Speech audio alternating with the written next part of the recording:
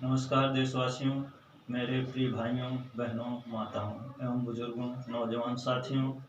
73वें गणतंत्र दिवस की आप सभी देशवासियों को बहुत बहुत हार्दिक शुभकामनाएं।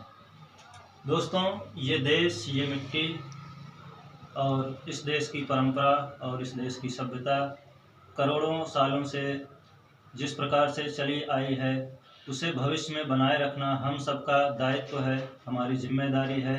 और हमें पता है कि इस देश में हमारे देश के बहुत से नौजवान साथियों ने अपने जान की कुर्बानी दी, अपने प्राणों की आहुति दी। हमें इस बात को समझना चाहिए और अपने देश के लिए हमेशा मरने मिटने की भावनाएं अपने हृदय में रखनी चाहिए। जैसा कि आप जानते हैं कि इस देश की क्रांति 1857 में पहली बार मंगल पांडे ने शुरू की थी। मंगल पांडे ने पहली बार गाय की चर्बी लगी हुई कारतूस, जब उन्हें पता चला कि अंग्रेज कारतूस में गाय की चर्बी का इस्तेमाल करते हैं, तो उनके मन में एक खिलाफत की भावना जगी और फिर उन्होंने पुलिस थाने में ही 3 अंग्रेज पुलिस अधिकारियों को मार दिया। फिर धीरे धीरे ये बात आग की तरफ फैलती चली गई कि अंग्रेज हमारी धर्म हमारी भावनाओं के साथ खेलते रहे हैं। तो फिर वहाँ से क्रांति की शुरुआत हुई। फिर धीरे धीरे महात्मा गांधी जी, सुभाष चंद्र बोस जी, चंद्रशेखर आज़ाद जी, ऐसे कई महान नायक आए जिन्होंने देश के लिए अपने प्राणों की आहुति दी। पर शायद हम आज उन विचारों, उन भावनाओं से दूर होते चले जा रहे हैं। हमें समझना चाहिए कि इस देश के लिए हम कितने महत्वपूर्ण हैं और देश है क्या और देशभक्ति है क्या। भारत ही एक ऐसा देश है जिस देश में भारत की मिट्टी को माँ कहा जाता है। पूरी दुनिया में कोई ऐसा देश नहीं है जहाँ पे किसी भी मिट्टी को माँ कहा जाए। माँ का अर्थ होता है कि जो पूरे उम्र तक आपको कुछ न कुछ देती है, वो माँ है।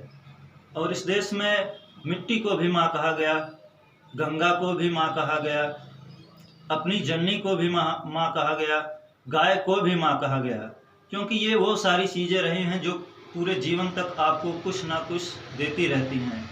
तो हमें इनका सम्मान करना चाहिए। और इसमें सबसे महत्वपूर्ण क्या है कि हमारे देश की मिट्टी, हमारी भारत माता, इसीलिए हम अपने देश को माँ कहते हैं, भारत माता कहते हैं। और एक माँ के लिए हम बच्चों का क्या कर्तव्य होना चाहिए, क्या दायित्व होना चाहिए, इस बात को हमें समझने की ज़रूरत है।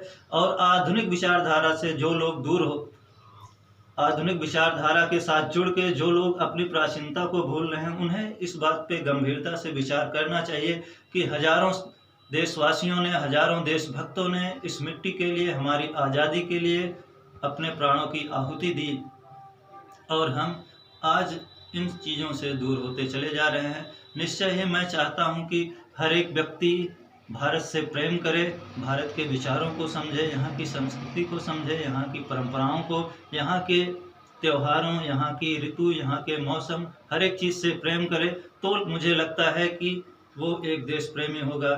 मैं इन्हीं चंद शब्दों के साथ आप सब से उम्मीद करता हूँ कि आप सब के अंदर आने वाले दिनों में देश के लिए मर मिटने और कुर्बानी की भावना रहेगी। जय हिंद, जय भारत, नमस्कार।